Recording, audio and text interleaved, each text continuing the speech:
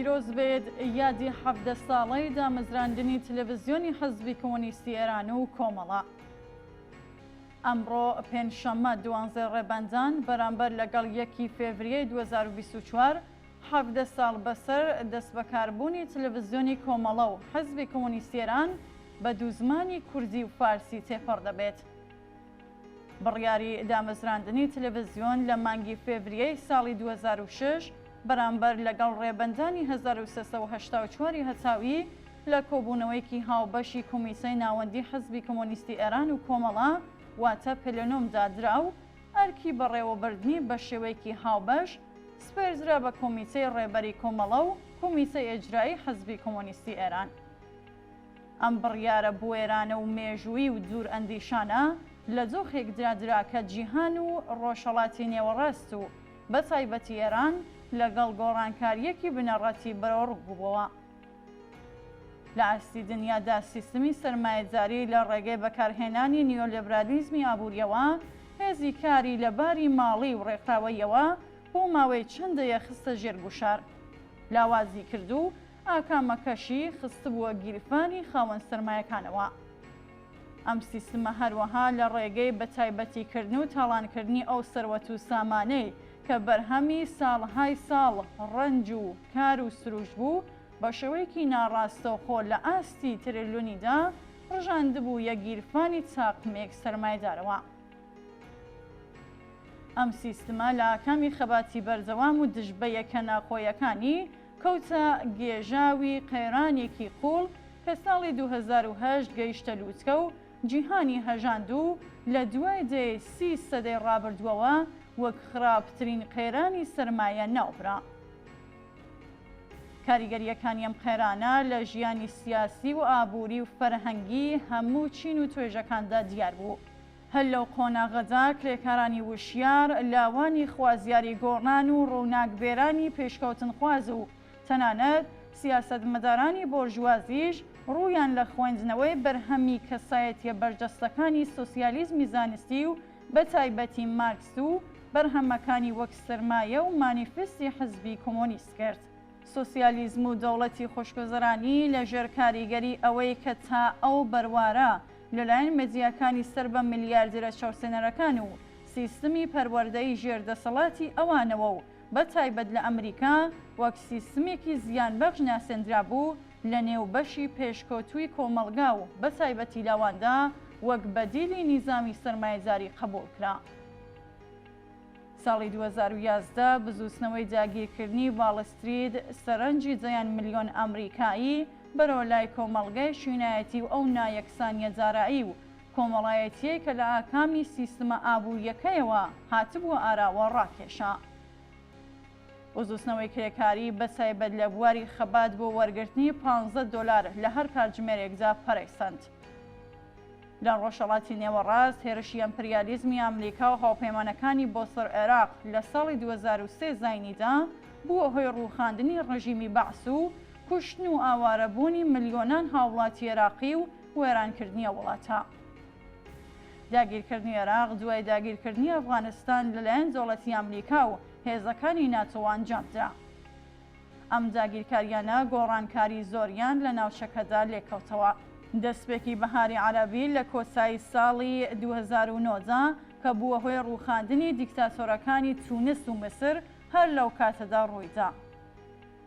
لە ئێران بزووسنەوەی ڕەفرمخوازی بە سەرۆکایەتی خاتەمی خەریک بوو کابینەکەی تەسلیمی دەوڵەتێکی ڕاستتر لە خۆی واسە کابینەی ئەحمەدینژاد دەکرد. بزووسنەوەی ڕەفرمخوازی گۆڕانی ساڕادەیە کۆڵی لە بزووسنەوە کۆمەڵایەتیەکان لەوانە بزووسنەوەی ژنان و بزووسنەوەی لاوان لە زانکۆکان و هەروەها لە فەزای کۆمەڵگا و لایەنە سیاسیەکانی کوردستانی ئێرانیشدا بە دوای خۆیدا هێنا بوو.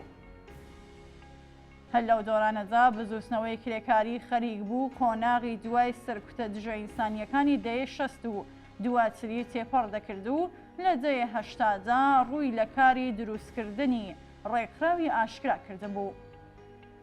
بۆ نمونە ساڵی 1384 کە تەلەڤیزیۆن دەستی بەکار کرد سندیکای کرێکارانی شرکەت واحد پێکات و 2 ساڵ دواتر و واتە لە ساڵی 1386دا سندیکای کرێکارانی حەوت تەپا دروست بوو. لەو ماوەیەدا ڕوبەڕووبوونەوەی کرێکاران لەگەڵ خاوەنکاران و دەوڵەتی ئیسلامی و لە سەروی هەمویانەوە سپای دژە کرێکاری پاسداران فۆرمێکی جددیتر و ئاشکراتری بەخۆیەوە بینی. لەو دەورەیەدا کار و خەباتی ئاشکرا هاوکات لەگەڵ خەباتی نهێنی جێگە و پێگەیەکی گرنگی بەدەستهێنا. هەر لەو دەورەیەدا خەباتی پێشمەرگە لە دژی داگیرکەرانی ڕژیمی ئیسلامی سەرمایە و بە تایبەتی خەباتی جەماوەری لە کوردستان چالاکانە لە ئارادا بوون. بۆ نمونە لە ساڵی 1384 خەباتی یەکمانگە و بوێرانی خەڵک لە بەشێک لە شارەکانی کوردستان لە ناڕزایەتی بە تیرۆرکردنی شوانە سەید قادری لە مەهاباد لەلایەن مەئمورانی ڕژیم و بانگەوازی مانگرتنی گشتی لەلایەن کۆمەڵا ڕێکخراوی کوردستانی حەزبی کۆمۆنیستی ئێرانەوە و داخرانی یەکپارچەی شارەکانی کوردستان لە 16 گەلاوێژ ڕوویاندا. لە تەواوی ئەو ساڵانەدا تەلەڤیزیۆنی حەزبی کۆمۆنیستی ئێران و کۆمەڵا وەک باسکی سەرەکی و ڕێبەری حەزب و کۆمەڵا لە بواری تەبلیغات کاری وشیاردەرانە پەرەپێدان و یارمەتی گەیاندن بە ڕێکخستنی کرێکاری و کۆمۆنیستی ڕۆڵی بەرچاوی گیراوە. چۆنیەتی بەرەو پێشبردننی ئەرکە دیموکراسی و کۆمۆنیستیەکانە لە بواری گەیاندنی هەواڵ و بوارەکانی تر لەم ساڵانەدا گەلێک لە پێش و ئاڵۆستر بووە. ساڵێک بەر لە دامەزراندنی تەلەڤیزیۆن تۆڕی کۆمەڵایەتی یاهوو بوو کە بە دوهەمین تۆڕی کۆمەڵایەتی بەناوبانگ لە ئێران و هەروەها باقی تۆڕە کۆمەڵایەتیەکان لە ساڵانی دواتردا بە شێوەیەکی بەربڵاو لەلایەن ڕەوتە جۆرە و جۆرەکانەوە بەکارهێنا و بوو بە تەواوکەر یان ڕکابەری تەلەڤیزیۆنەکان. هەر لەو ساڵانەدا زۆرێک لە تەلەڤیزیۆنەکان لە ئێران و هەروەها لە هەرێمی کوردستان دەرکەوتن کە بە شێوەیەکی سروشتی کەوتنە ڕکابەریەکی ئاشکرا و شاراوە لەگەڵ تەلەڤیزیۆنی حەزب و کۆمەڵا. زۆرێک لەو هاوڕێیانەیە کە لە ماوەی ئەو ساڵانەدا ئەرکی خۆیان لە تەلەڤیزیۆن بەڕێوە بردووە هەوڵێکی زۆریان دەدا بۆ ئەوەی بتوانن لەو ڕکابەریەدا سەرکەوتوو بن. لەنێو ئەو هاوڕێیانەدا جێخۆیەتی ئاماژە بە هاوڕێ کۆمۆنیست یەکێک لە ڕێبەران و سیاسەتدا ڕێژەرانی حەزبی کۆمۆنیستی و کۆمەڵا واتە هاوڕێ فەرهاد شەعبانی بکەین کە بە جۆش و خڕۆشێکی زۆرەوە پەیامی دەستبەکاربوونی تەلەڤیزیۆنی پێشکەش کرد. ئێستا تەلەڤیزیۆن وەک ئامرازێکی تەبلیغی بانگەشەکار و ڕێکخەرانەی ڕێبەری حەزبی کۆمۆنیستی ئێران و کۆمەڵا لەگەڵ هەلومەرجێکی مێژوئی و تایبەت بەرەو ڕووبووتەوە. ئێستا جیهان لا کێبەرگیەکی توندایە لە نێوان بلوکەکانی ناسراوە بریکس بە ڕۆڵی ئابووری مەحوەری چین و ڕۆڵی نیزامی ڕووسیە تیادا لەگەڵ بلوکی گروپی حەوت بە سەرۆکایەتی ئەمپریالیزمی ئەمریکا.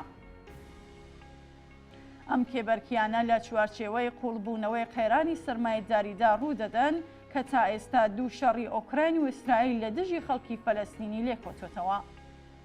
لەسەر بنەمای مواقعیەتە لەلایەک ڕاستی توندڕە و ڕەگەزپەرستی لە سەروی بۆرژوازیدا بەهێزتر بووە و لە بەجەنەی کۆمەڵگاشدا شاهدی گەشەی بزوستنەوەی کرێکاری و ڕەوتی سوسیالیستین. لە ناوبردننی ژینگەشت لەلایەن دەوڵەتە گەورە سەرمایەدارەکانەوە بارودۆخی ژیانی مرۆڤی لەسەر گوێ زەوی خستووەتە مەترسیەوە. هەموو ئەمانە ئاڵنگاریەکی گرنگیان خستووەتە بەردەم کۆمۆنیستە ئەنترنیاڵۆستیەکانی وەک حەزبی کۆمۆنیستی ئێران و کۆمەڵا. ئێران لەسەر ئەم بەستێنە بە کەشێکی شۆڕەشگێرانەدا تێپەڕ دەبێت کە خەباتی بەردەوام و بوێرانەی بزوستنەوەی شۆڕەشگێرانەی ژن ژیان ئازادی لێکەوتووەتەوە. خەباتی قارەمانانەی ژنان لە ئاستی ملیۆنیدا لە دژی حەجابی ئیجباری، خەبات و ناڕزایەتی کرێکاری بەتایبەت لە ناوەندە پیشەسازیە سەرەکیەکانی وەک نەوت، دادخوازان، خەباتی شۆڕەشگێرانەی کوردستان، خەباتی ژنانی سیاسی ناوزیندانەکان، خەباتی خوێندکاران و هیتر بناغەی دەسەڵاتی ڕژیمیان خستووەتە لەرزە و تا لێواری ڕووخاندنیان بردووە.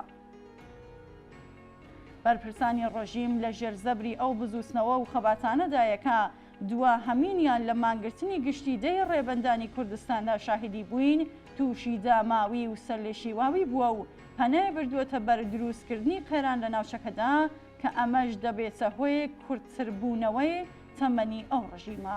ڕێبەری حەزبی کۆمۆنیستی ئێران و کۆمەڵا وشیارانە بڕیاری داواکە بە کەڵگوەرگرتن لە تەواوی ئامرازەکانی بەردەست و بەتایبەتی تەلەڤیزیۆنی حەزب و کۆمەڵا لەو خەبات و ناڕزایەتیە بەربەڵاوانەی ئێستادا ئەرکی خۆی لە پێناو ڕێکخستنی هەرچی باشتر و زیاتری کرێکاران و بە ئاراستەی بەدیهێنانی سۆسیالیزم و هەروەها ئەرکە دیموکراتیکەکانی خۆی لە سەرجەم بوارە کۆمەڵایەتیەکان و لەوانە بەدیهێنانی مافی دیاریکردنی چارەنووسدا بەجێ بگێنێت.